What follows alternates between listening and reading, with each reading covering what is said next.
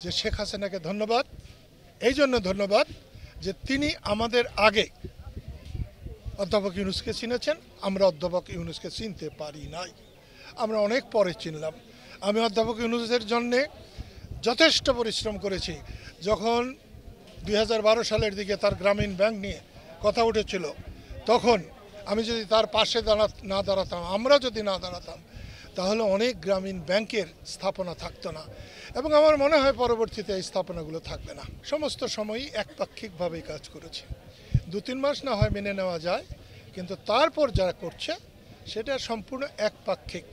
জয় Bangla slogan দেওয়ার জন্য কাউকে গ্রেপ্তার করাটা মানায় না, বঙ্গবন্ধুর ঘর বাড়ি ভাঙা এটা মানায় না, বঙ্গবন্ধুর স্ট্যাচু ভাঙা তার জন্য প্রতিকার করেন নাই সরকারিভাবে, এটা তো একতরফা না হয় কি দোতরফা বলা যায়।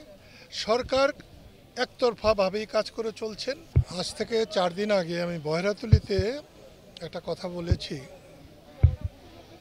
যে শুধুমাত্র 3-4টা দল নির্বাচন করলে, সেখানে আমি আওয়ামী লীগের কথাও বলেছিলাম নামটা, কিন্তু যেভাবে পত্রিকা এসেছে আমি ওইভাবেই বলি নাই যে আওয়ামী লীগকে নির্বাচন করতে না দেওয়া হলে আমি নির্বাচন করব না, এরকম বলি নাই।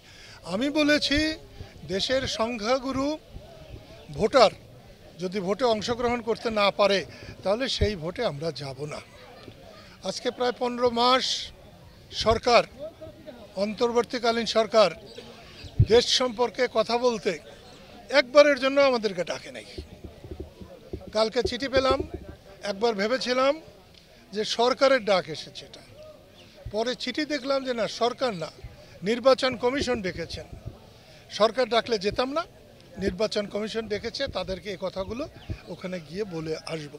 এবং এটা সত্য যে শুধুমাত্র যারা এখন লাফালাফি করছে বিএনপি ছাড়া, বিএনপি রাজনৈতিক দল, তার সঙ্গে ভালো থাকুক খারাপ থাকুক প্রচুর মানুষ আছে, কিন্তু একতরফা নির্বাচন করলে বাংলাদেশের ভালো হবে না।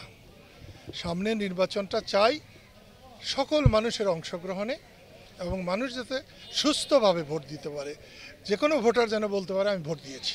সিনসিয়ারলি কাজ করলে কোনো কিছুতেই ঝুঁকি নাই, কিন্তু যদি আগের থেকেই পরিকল্পনা করে রাখা হয়, নিজেদের ইচ্ছে মতো কোনো ফলাফল বের করবেন, তাহলে প্রচুর ঝুঁকি আছে, এবং সে ঝুঁকি নিয়ে এরা টিকতে পারবে না।